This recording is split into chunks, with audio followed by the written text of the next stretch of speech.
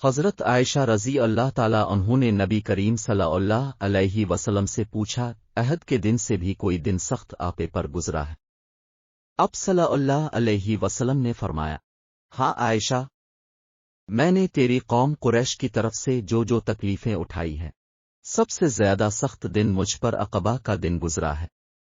جس دن میں کنانہ بن عبد جو طائف کا رئیس تھا اس کے پاس تبلیغ کے لیے گیا تھا، اس نے میرا کہا نہ مانا، اسلام نہ لایا۔ میں رنجیدہ وہاں سے لوٹا ہوش ہی نہ تھا کدھر جا رہا ہوں۔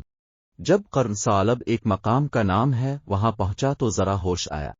میں نے سر اوپر اٹھا دیکھا تو بادل کا ایک ٹکڑا مجھ پر سایہ کیے ہوئے تھا اور اس میں حضرت جبرائیل علیہ السلام موجود تھے۔ انہوں نے مجھ کو پکارا،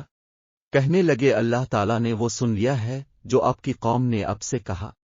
اب اللہ تعالیٰ نے پہاڑوں کے فرشتے کو آپ کے پاس بھیجا ہے کہ جو چاہیں اس سے کام لے سکتے ہیں۔ الف۔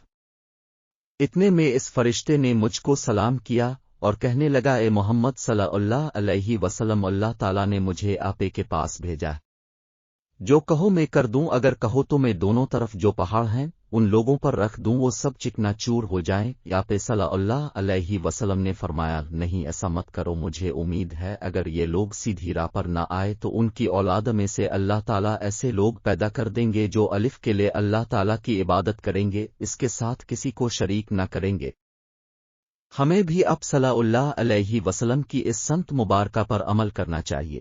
اور اپنے رشتہ داروں اور دیگر مخالفین کو بھی معاف کرتے رہنا چاہیے اور تکالیف کے باوجود دعوت اور تبلیغ کرتے رہنا چاہیے۔